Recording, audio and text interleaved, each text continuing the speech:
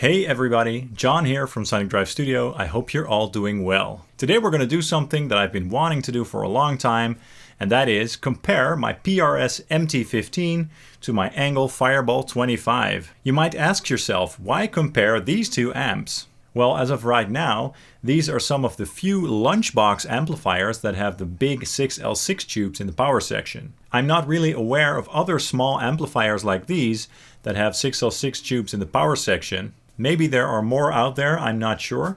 But anyway, usually these smaller amplifiers come with the smaller power tubes, the EL84s or 6V6s. Those are a bit smaller and they tend to work really well with lower wattage amplifiers. Some people seem to prefer the sound of the bigger power tubes like the 6L6s over the sound of the smaller power tubes like the EL84s. So when the MT15 came out, that was one of the reasons why it got so much praise. And sure, the 6L6 tubes have a lot of power, oomph and headroom at higher levels. I also really enjoy the sound of my EL84 equipped amps and my 6V6 equipped amplifier. It's all good to me, just different flavors to choose from. Anyway, so then later, about a year ago or so, the ENGL Fireball 25 came out. So you guys have asked for it, and I'm also very interested in comparing the two myself, so let's go. Before we start with the audio comparisons, let's take a quick look at the differences between these amps feature-wise. The MT15 has a wattage rating of 15 watts, but in reality it's a bit louder than that actually. Some people have even measured it at around 30 or 35 watts. That's quite a lot of power for such a compact amplifier. Now the Fireball is 25 watts, but I think you could say that both these amplifiers have similar loudness levels. They both have plenty of headroom and oomph, especially considering their size. The MT15 has two channels, a clean channel and a lead channel. And the clean channel has this treble pull boost, which I will be using in the comparison. It basically boosts the volume or the input gain of the clean channel a little bit. But it does make that channel a lot louder, so keep that in mind. Each channel has its own EQ, so that's very handy. The clean channel has a lot of headroom, so it's a great clean channel for very clean and pristine clean tones. So I guess you could say it's rather hard to get some grit or overdrive out of this clean channel without a dedicated overdrive or boost pedal. The high gain channel is great for rock and metal riffs and leads, but it's not the very best at classic mid-gain crunch tones. You can always turn the gain down a bit, of course, and it will make it sound more crunchy, but it will always sound like a high gain amp just with less gain, if that makes sense. The amp changes colors when you switch channels, so that's really cool. The clean channel is blue and the lead channel is red. It also has a variable wattage control on the back and an effects loop. And that's it. A pretty basic amplifier, but it's very good at what it does. This amp is very solid overall, and it was built in China, and that's why the price, at least here in Europe, is very attractive. It's only about 550 euros over here, so that's not bad. Definitely not bad for such a small amplifier with such a killer tone and so much power. The Fireball 25 was made in Germany. It's about 850 euros over here, which is not bad for an amplifier built in Germany. So it's a bit more pricey than the MT15, but it's a very solid amp and it does have some features that the MT15 does not have. The Fireball has two channels. We have a clean channel and a lead channel. And we also have a mid-boost voicing switch, which can be great for solos or classic rock, stuff like that. Basically sounds that need a little bit more mid-range push, very cool indeed. And the clean channel can be pushed up to a very nice and raw overdrive, so that's very cool as well. And it does make the Fireball a little bit more versatile than the MT15 when it comes to the range of tones that it has to offer. So that's what we'll be using for the crunch portion of this video. The lead channel has a separate gain and volume control, but the EQ is shared between both channels. On the back of the amp, the ENGL also has a built-in power soak or load box, which is also very convenient to have. And that means that you can use this amplifier without an actual cabinet connected to it.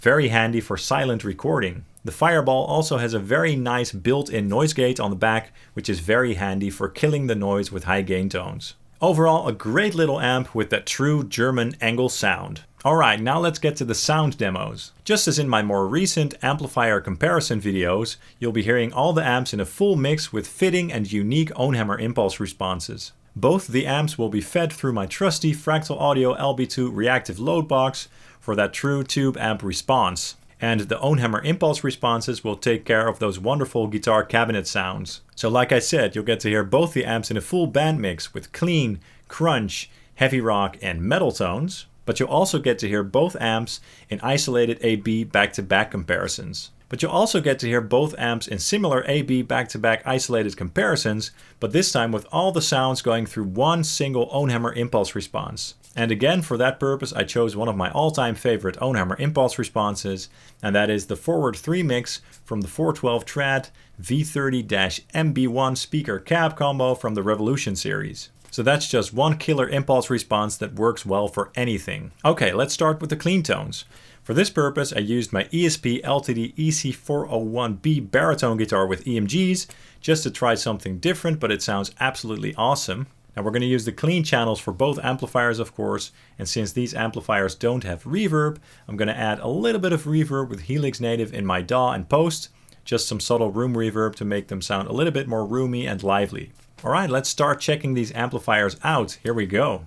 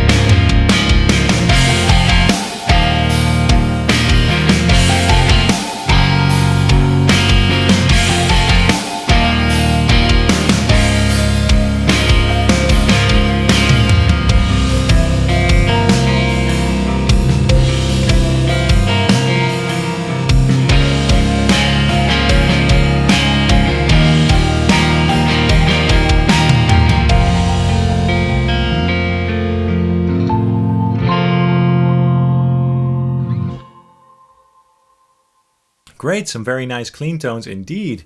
Now let's listen to the same sounds, but this time in an isolated A-B back-to-back comparison. Here we go.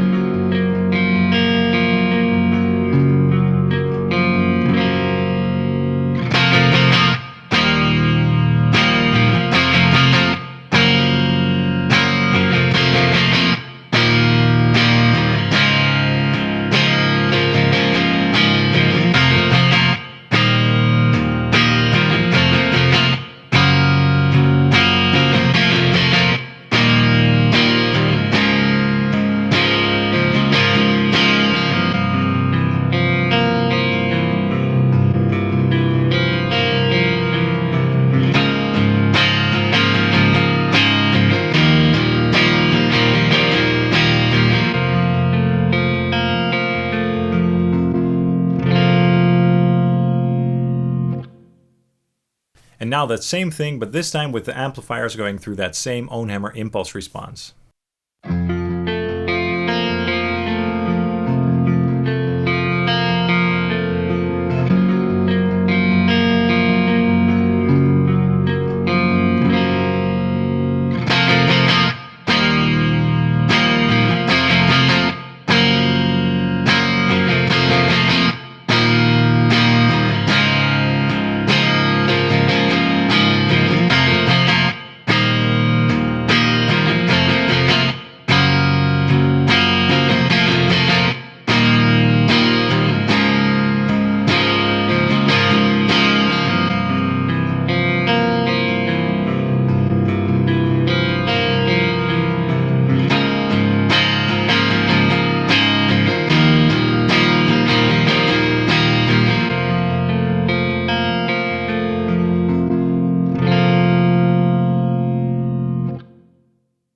Awesome stuff.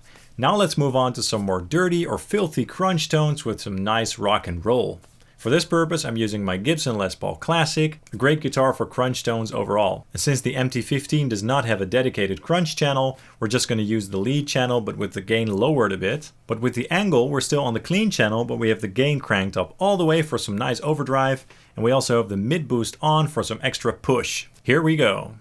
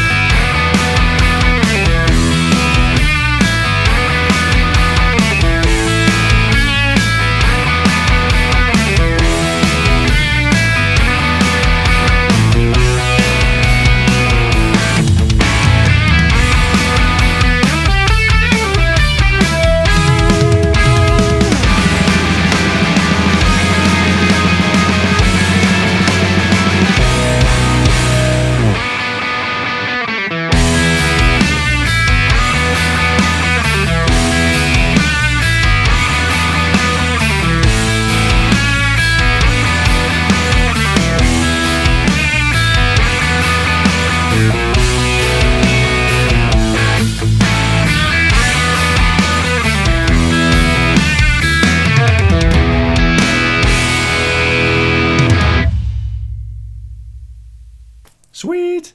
And now those same tones again, but this time in an isolated A-B comparison.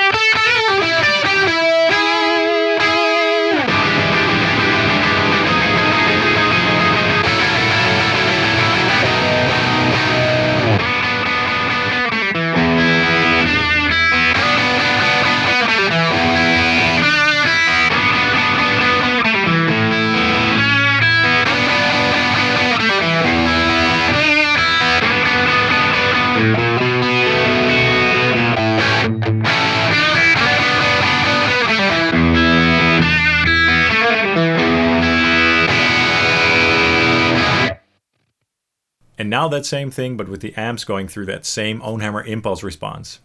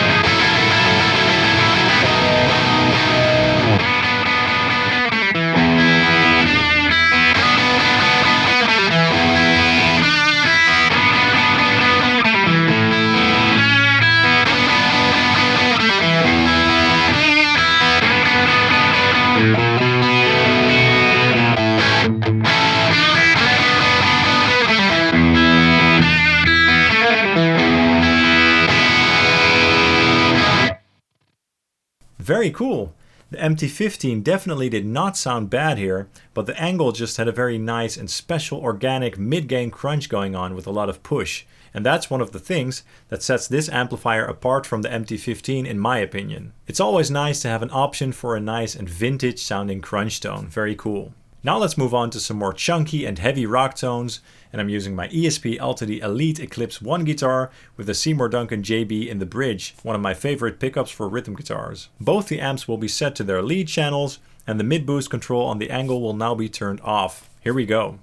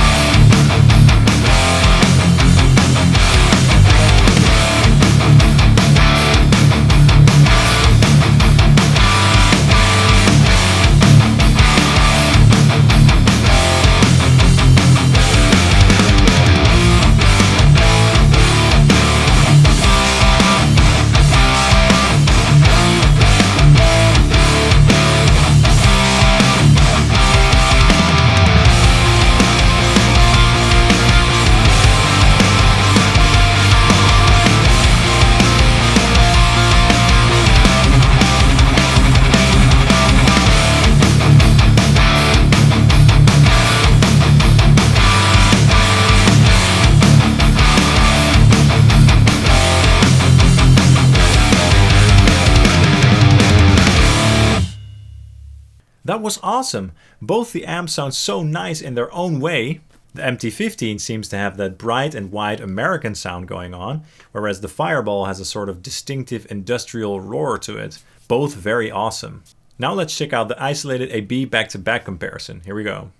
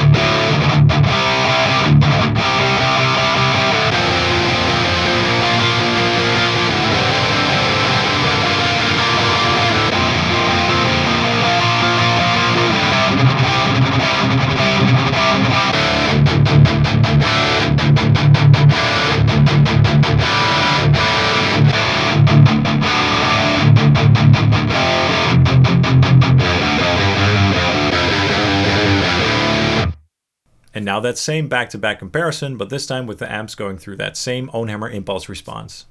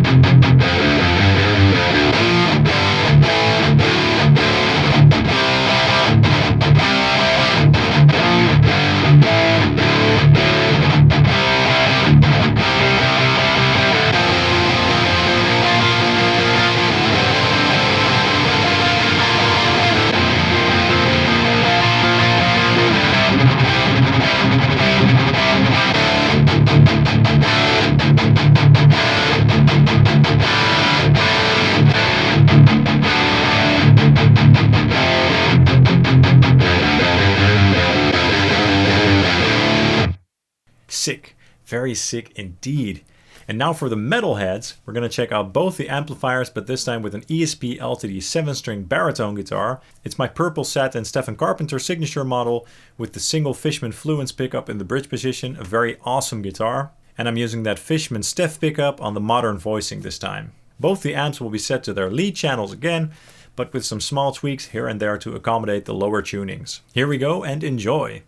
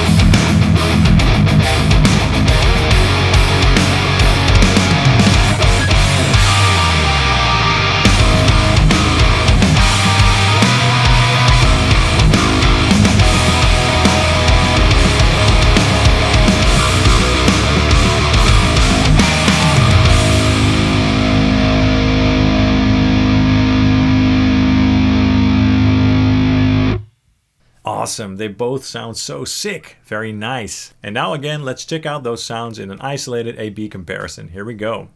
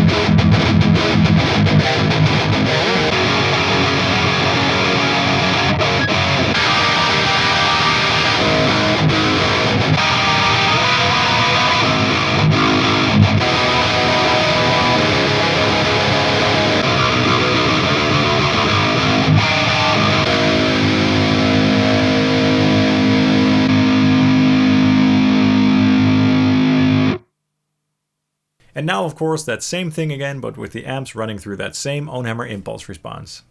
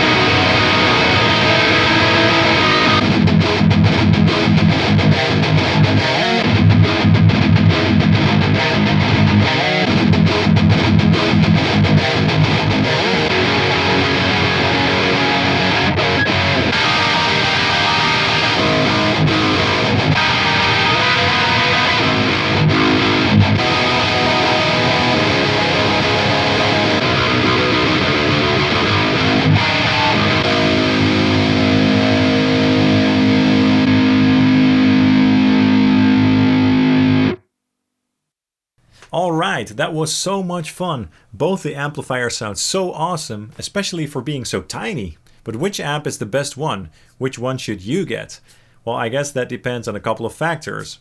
It depends on your tonal preferences, it depends on your budget, and it depends on what kind of features you need. But of course, I would love to know which one you would choose and why, so be sure to drop a comment down below to let me know. And also be sure to hit that subscribe button along with the bell to stay up to date. And you can also follow Sonic Drive Studio on Facebook and Instagram.